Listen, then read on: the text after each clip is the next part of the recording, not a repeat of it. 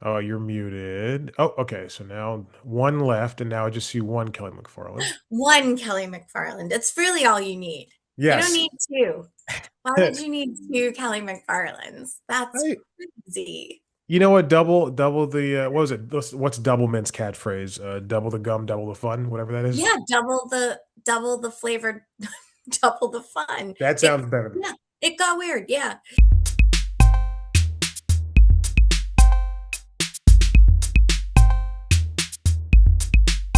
I want to say congratulations.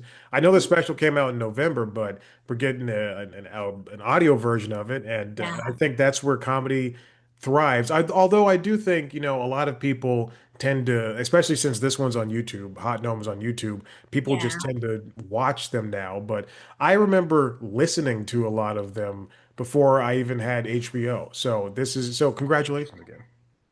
Thank you. Yeah, I'm with you. I remember being like a young kid and listening to like my parents' comedy albums, Mhm. like on vinyl. So, which has now made a comeback, which is Yeah. really fun. But yeah, I was listening to like we had all of it on vinyl and then cassettes. So, it's nice to put it out on an album so people can listen to it. Yeah. I remember rewinding cassettes. Like I'm glad that I know cassettes have also made a comeback too, but Yeah. I think CDs are as far back as we need to go. And CDs and vinyl are as far back as we need to go because cassettes are just such a hassle. Just like Oh, putting it in, press and rewind, and waiting the 2 minutes. yes. Also, I mean, I don't know how old you are, but I remember like if they were ever in the car, you would like sometimes it would get eaten and then all of a sudden all of the cassette tape would come spitting out and you'd be driving. What a hazard, right? It's just not, oh, there it goes. There goes my go-go's cassette. My mom had a Mercedes, an old Mercedes that had the CD changer was in the trunk. Oh So yeah. she rode around with a big binder full of CDs, and then if you ever wanted to not listen to the eight that were in the trunk, go to the back, Yeah. switch it out. It just that what I don't want that. That's crazy to me.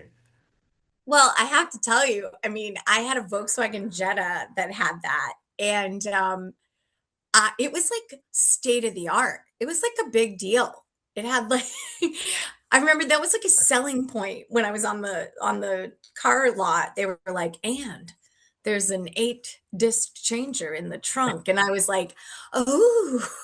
8 and then but you had to like go to the back of the car and open the trunk and then like change them all out. Ugh. Yeah, I What know. what a way like and then keep like I imagine because people keep their cars. So I Yes. imagine there's people driving around now with cassette decks in their car or with these 8 disc changers in the back. And like, I just I couldn't do it. I'm dealing with car issues right now, but at least it's Okay, a modern car and I can I can at least sure. handle it. So I have a friend who's a comedian, Carolyn Plummer, very funny comic, and she, we spend a lot of time in our cars as Mhm. comedians, right? And so she was complaining the other day, and she's my age, that her phone wouldn't pair. We sounded 1,000 years old. She was like, my phone won't pair. It's so frustrating. Every time I get in, I have to pair my phone. And I was like, I don't know if it's you're saying pair too much, but is that the right word? Like, pair? Is that the right? You mean like find your parrot? Is that? Yeah, that's our biggest complaint. Our phones won't pair with our cars. Yeah. Like, yeah, that's some Jetsons stuff right there. Oh, and the Jetsons. We should be at a point where we should have our cars in our briefcases like George Thank did. you. Thank you. It's I should crazy. be able to just walk in my closet and have it read my mood, and then I'm dressed when I hmm come out. hmm So for me, I guess that would be like, hey, I don't want to do anything today. Put on some gym shorts and the loosest shirt possible. I mean, oddly enough, that's the same outfit I'd like to wear. Hey, look at Yeah. that. We're creatures of the same habit, you know? Listen, cozy is the only. Yes. Cozy is the only. Yes, that is This is that. the only That is that. Please, I'm telling you right now, I will not. I will trademark it for you. That has to be the title of your third special.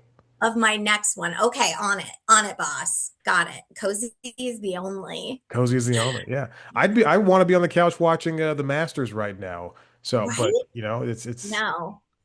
You know what? Let's just turn the camera and you put on the masters and I'll get some pimento cheese and we'll chill out. pimento cheese. That is that your snack of choice while watching television? No, just golf. Just golf. Well, isn't the pimento cheese like part of the masters It thing? is. It is Menu? the Yeah. sandwich. Yeah, it's like a Yeah. $5 sandwich for the pimento cheese with just white bread, and that's it.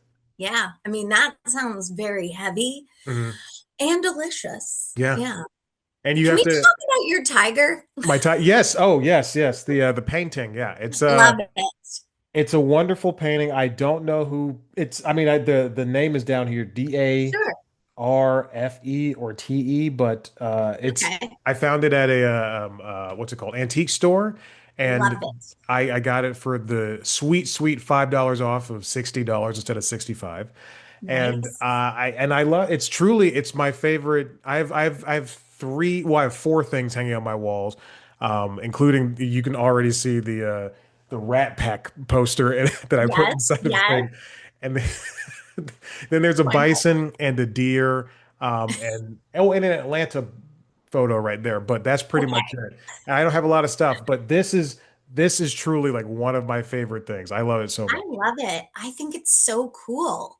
I like it because I mean, up for interpretation, right? Please. Mad or just like fired up. Yeah. Yeah. He seems fired up to me. Not necessarily angry, just like, let's go. Ah, yeah, Ready to pounce at any time, especially with those colors because it's so bright right. and just effective at making anybody just want to talk about it when they see Yeah, it. I know. So great. If I ever trick some poor woman into marrying me, I don't want her to be like, we have to hide this in your office or in a Oh, back room or something. I want it to be out and proud. yes. She's the wrong woman then. Yeah. That would be my advice. I would say if you find yourself in that situation with a forever someone and they say get rid of that painting or put it in your office or man cave or whatever we're calling it right now, Mhm. wrong person. That's Yeah. not your person. Yeah. No, the right person will be like, "How do you feel about putting that in the kitchen?" That's what you want. Right there as it overlooks us cooking the pasta. Yes. I love it. That's It's so wonderful. good. I'm so glad that we're on the same page. Like you Oh, have the same cheerleader attitude that you have for your husband, that you have for somebody you've only known for 8 minutes. I know. Listen, I am one of those people, and I get this feedback a lot that they're like, "Oh, you just seem so happy," and I'm like, "Not all the time." However, like if there's a moment where we can catch some joy, you better grab it. Yeah. It's fleeting, you know what I mean? And this is lovely. I get to talk to you. You have a cool painting. I can see your whole apartment almost. I love that. Almost, almost. There are some things you're Almost. not seeing. Yeah. Same. There's a whole thing happening outside of this, right? Like Yeah. outside the box. Yeah. But you have an excellent corner. I I love know. the plants behind you especially. Yeah. And it looks like they don't need a lot of sun, which is fantastic, No. but you still have a lot of good light in there. And then Yeah. you're flanking it by two. It's a perfect corner because you're flanked Mm, by two different pieces of artwork. yes. Two different pieces. Yeah. This one I hate. It's it was it was Okay. so, oh, we brought it full circle. Yeah. This came with the husband. Okay. He loves it for some reason. Um, it's fine. Hmm. Uh, but he loves it. So I'm like, okay. No, that wasn't a but. It's an and. And Okay. he loves it. Okay. It's fine, and he loves it. It's fine. And he loves it. And then this is like, I just really like anything that has the Metropolitan Museum of Art Yeah. like stamped at the. No, I'm just kidding. I don't know. Oh. I just liked it. Yeah. I I was like agreeing with you. my art to say where it's from. No, Yes. I just really like these like William Morris, like they're always like branded, which is Okay. kind of neat, I guess. But anyway, Well, enough about the artwork on my walls. we'll talk about the artwork you have on stage. Yeah, let's do it. That's a fun topic. Yeah. Yeah. I got about 24 minutes into the special, Okay. and I enjoyed I liked it. You looked great up there. You're very Thanks. funny, and the audience. I'm guessing that they were there to see you, but if Yeah. they weren't, then you won them over almost instantly. It was such a good time just to have an audience that is like game to see a comedian and to be with them. And Yeah. obviously, since these are your fans, they were ready to hear stories that they probably have not heard before. And I'm glad that everybody seemed to have a good time, which is what you want at a comedy special. Yeah. Yeah. One of my favorite things about that whole night was I was so relaxed, Hmm. which I'm typically relaxed when I'm performing because I it's my full-time gig and I'm used to it. Sometimes though, when there's cameras and there's something at stake, I feel like I in the past may have been a little bit more rigid or like took a little bit to get going. There was just something about that night that I was like, well, I'm just going to leave it all out there. And the special ended up being just a little over an hour, but I actually did over 90 minutes. And then we kind of like tailored it down a little bit. Okay. So it was very, my pacing just felt good. And the audience was there for it because I'm seasoned enough to know if they want you gone. Hmm. You know what I mean? Like, Right. I feel like I wouldn't have stayed for 90 if they weren't willing to come with me. And they really were with me all the way till the end. So it was good. That's really good to hear. Where did you tape it? It was at the Cabot Theater in Beverly, Massachusetts. It's Okay. this old, old theater.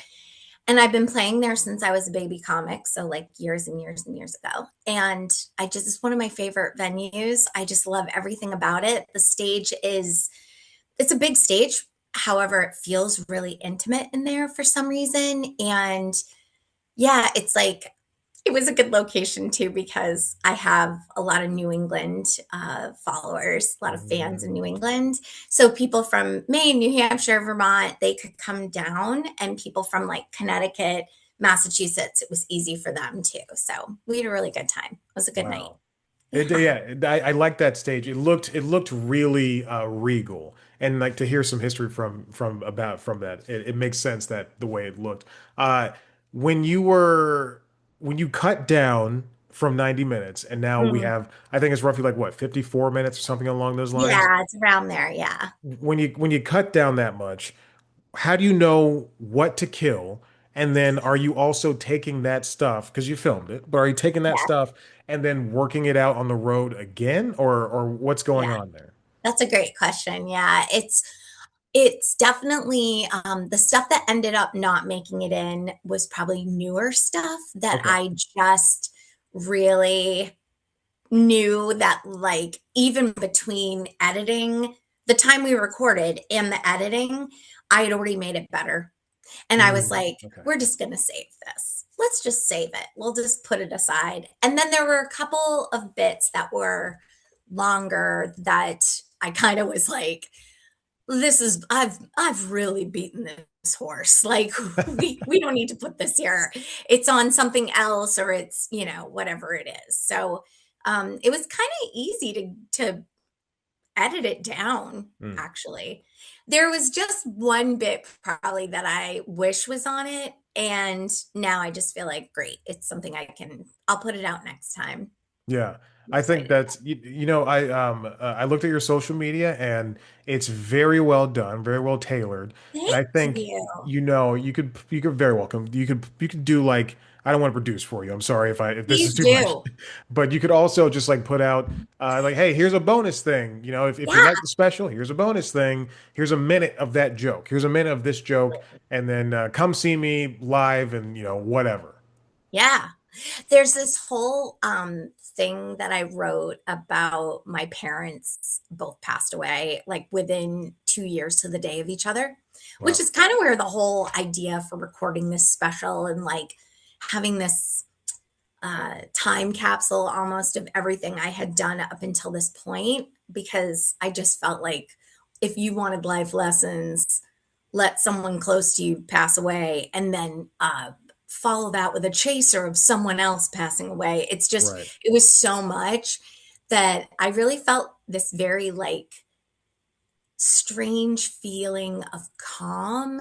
And I felt super centered that it was like, you know what? Life is really short. I should probably put something out that I made myself. So, Mm. um, yeah, I wrote a ton of stuff that's a little dark. Yeah. I mean, it That's wouldn't fair. make sense. And I'm not typically a dark comedian. However, I mean, I guess you're whatever you are in the moment, right? Right. So that stuff I pulled out and thought, you know what? This will be good stuff to like, once I can see clear what it's supposed to be, I'll put all of that out. Yeah. I That's like good. that. Yeah. That's a good way to approach it. It's fascinating like how a tragedy can shape a person. Either Yeah. they take it and they live with it for a long time and it keeps them down, or they let it help them, for lack of a better word, level up. Help Yeah. them move on to a next phase in life. My first cat, her death anniversary is Sunday, Okay. and it's her first year death anniversary. And Mm. I got a little kitten who was born in May. I got her in like July or August. So I will be with her, and then my dog who's also here. He's somewhere. Yeah. And I know that day is going to be sad for me. I know Yeah. how I was last year when she died. But Mm. it's just I try to use that moment to, it's like, hey, she brought me 6 great years of fun and engagement, and she turned me into a pet person, and I'll try to celebrate her as much as I can. Absolutely. What kind of dog do you have? I have to ask. I have a dog I as have well. a pit mix, and there he is right there. Oh, I Yeah. love their faces, by the way. Any pit bull faces are just like the cutest. They just remind me of like everybody's, a lot of people say pit bulls, they look scary. Hmm. Sure, all dogs can look really scary. If you really look at a sweet pit bull, though, they look like a toddler to me because they're like, what? What? I feel like they're always like asking a question, like, Uh, what's up? yeah. What? Where's my ball? I don't know. Let's go find it. Like, I just love that. I love that about dogs anyway, but how big is he? He's 60 pounds, so he's bigger than a regular pit bull. And Yeah. since he's mixed, he's kind of lanky, but he runs with me, so we keep that weight way down. Yeah. Yeah. He's a big one. I Yeah. love it. I Yeah. love look, I love him too. He's fantastic. Now for between Hot Gnome and then the other, Yes. what was your first, it was it Yeah, there's another one, Wit Happens. Wit That happens. one was recorded a while ago, Mhm. actually. And I don't own that one. I mean, I do because it's me. I didn't make that one or produce it or anything. Okay. And it's good. It's good. Like, go watch it. That's what I'm supposed to say. Go watch everything. Like, if Yeah. you're falling in love with me right now, you should probably go watch everything I've ever made. Um, However, this one just felt more me. Hmm. I felt like it was like I was in control of everything. So that That's felt good. pretty good. Yeah, I was going Yeah. to ask you how you grew as a comedian, and you've already answered that question. Sorry, I pre-answered. No, no, no. I have a really bad habit whenever I'm a guest on anything, I start interviewing the person that's supposed to be interviewing me. I just did that yesterday to someone and they were like, "Are you interviewing me?" And I was like, "Not intentionally. It's just kind of happening." So tell me about your childhood. Um, Chad, tell me everything. Yeah, I grew, I feel like you're growing all the time as a Mhm. performer. And if you're not, check in with yourself Right. because, right? So yeah, I think I'm just more comfortable now than I've ever been as a performer. And I feel like I get more in my body now, if that makes sense. Mm. Yeah, I'm like Okay. more in my physical self as well as thinking about it. Yeah. So, and that makes a difference because that's how I am in my day to day. Like if I'm with friends and I'm being silly or cutting up, I'm kind of like a physical animated person at 4'11". And so I'm more like that on stage now than I've ever been, and it's more fun. It's way more fun. I'm glad you mentioned your height. I watched one clip that you said you're 4 foot, like I think it was the hiking clip, and you Yes. said you're 4'11", and I was just like, Mhm. I don't know if that's a real height. Like I It's a don't. real high. And then I saw you. Then I saw an Instagram post with you and a very tall redhead, and I went, Yes. That's a good Yeah. juxtaposition, but I Yeah. don't know." That tall redhead is Erin McGuire, and she's 5'11", I think, comedian out of New York. And yeah, when I'm standing next to someone who's super tall, that's when people go, "Oh, you're really short." I'm like, "No." I mean, I get it. I present very tall, Mhm. Yeah. so you wouldn't know. But yeah, I'm down here. It's look, the stage presence and then what you mentioned about being so animated when you talk. Like, Uh, yeah, that's you come off as the biggest person in the room.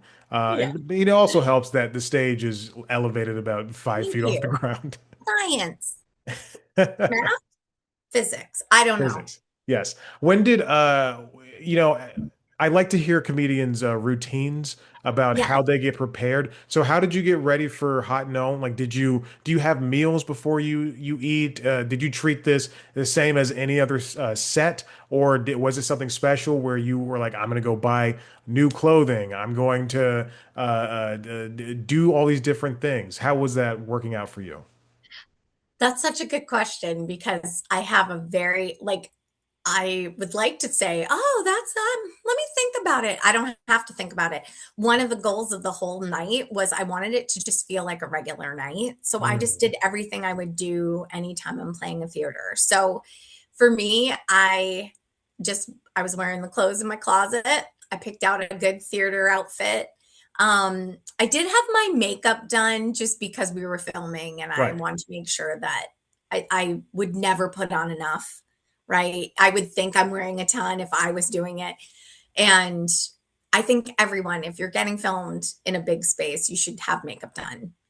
I don't care who you are. Fair enough. Um, yeah. And but like I did my own hair and I put on my own outfit and um yeah, I just did my regular routine. We did have food. I had food brought in for the whole crew Mhm. before, and we all kind of ate together, which was fun. And I think I didn't eat as much as I normally would eat, right? Because I was like, this isn't this isn't like a regular night. Yeah, I don't want to feel too, bloaty. But exactly. I did. I think I had like a chicken quesadilla and I like picked all the chicken out of it. Get that protein in. So you had a And cheese then quesadilla, yeah, or you picked out the chicken to eat I it. just ate the chicken. Oh, Yeah. okay. Yeah. Yeah, but it was a pretty normal, it felt normal. I think Mhm. the only thing that was probably different was that there was this moment before we were getting ready to record where the director, Will Noonan, who's a friend of mine and he's also a comedian, he was directing the special and he went out and had to like explain to the crowd. And that I think that was the only moment where I was kind of like, ugh, now they're going to be weird. Yeah, Like I hope the audience just acts normal, but you have to tell them because there's so many cameras everywhere. But it was fun. It was really fun. It was a good night.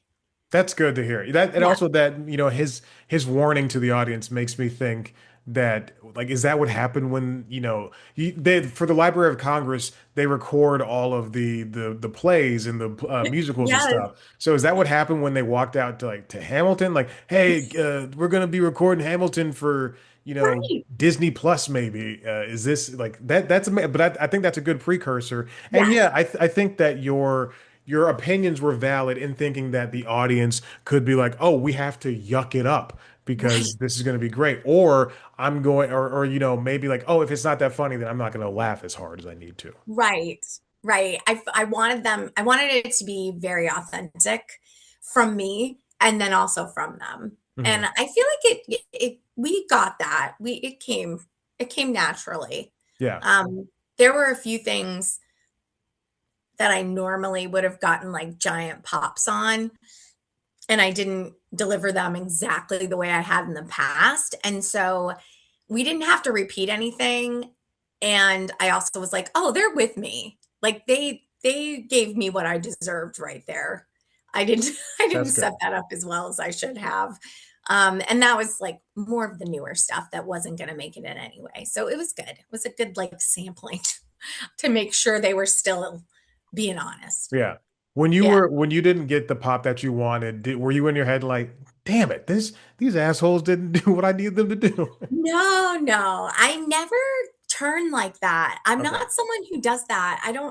I think because I mean, I've been in Boston my whole comedy career mostly, and it was like it's very old school way of thinking here, Hmm. where it's like you're kind of told like it's not the audience's fault. If you're not getting laughs, that's on you, and you clearly suck. Like that was I remember being told that as a very young comic, like you're messing up. If you're not doing the job, then that's on you. It's never on the audience. And I feel like I've kind of taken that with me. Mm.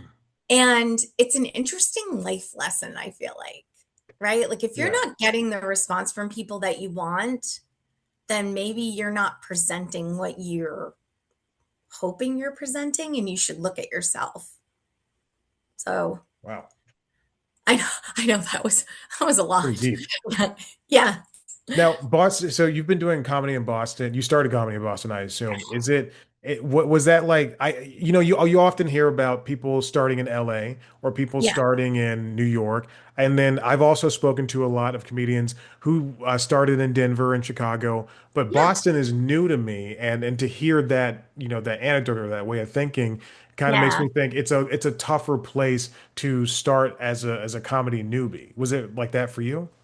Um, well, there's a lot of history. There's a lot of comedy history in Boston Hmm. where there was like the comedy boom here. And we have a lot of people that started here uh that you may be like, oh, I didn't know that. There's a lot of funny people coming out of the Northeast Right. specifically. And so when I started in Maine actually in Portland, Maine, which isn't too far from Boston. And it was at the Comedy Connection. And there was one in Portland, Maine, and there was one in Boston. And so shortly after I started doing comedy, I would start coming down to Boston and doing spots down here. Okay. It's definitely hard to break in everywhere, I think, when you're starting out in comedy. And you just kind of have to stick with it Hmm. and realize that you may not be hilarious the first month, the first 6 months, the first year. You just have to keep working at it to find out what your thing is, what your voice is. And I do think in New England, specifically in the Northeast, they can tell if you don't know what you're or you don't believe in what you're saying. Mm. And so I think that's just in general too. But I mean, I mean, it's hard everywhere. Yeah. I can't imagine that Denver is any easier or any harder than Boston. It's all really, really challenging when you Right. choose to stand on a stage and try to get people to come with you on whatever you're thinking. Yeah. Yeah. Yeah. Yeah, it's very, very difficult. Yeah, that's why I don't do it anymore. Yeah. I met a guy from Maine on Tuesday at the dog park, and he was like, let's say he's late 70s. Yeah. He goes, I tell him what I do. Like, yeah, I'm a TV producer and blah blah blah. And he Yeah. goes, oh, I'm gonna tell my wife I met a real superstar. And I was like, no, no, no, no, no, no. No, no, Adorable. no. I produce for cable. And he goes, no, no. What's the difference? You're a movie star. And I was like, dude, calm down. It was very fun. And then we walked in the same direction. And he's like, this is our Airbnb. I'm like, all right, buddy. I'm not hanging out with you. You're not taking me on as your own now. Okay. Right. We're not friends. This friendship didn't just hatch. This isn't Yeah. up. Yeah. Okay. I'm going with you wherever you're taking me. Yeah. Um, yeah, that checks out. I love that you did the accent. Well done. Well It done. was a bad accent. I only do No, one it type was of accent. perfect. It was perfect. Real superstar.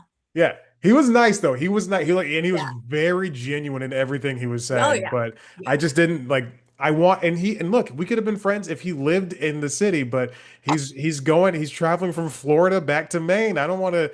And then his wife's at the Airbnb. We can't My hang out, gosh, buddy. that's the best, right? We could be friends, but you don't live here. So And we also bye. talked about golf too. He was like, he was like, I was like, I'm gonna watch the Masters today, and he goes, "Oh boy, I can't wait to go hit a few myself." And then I gave him some golf courses, and he's an older gentleman, obviously.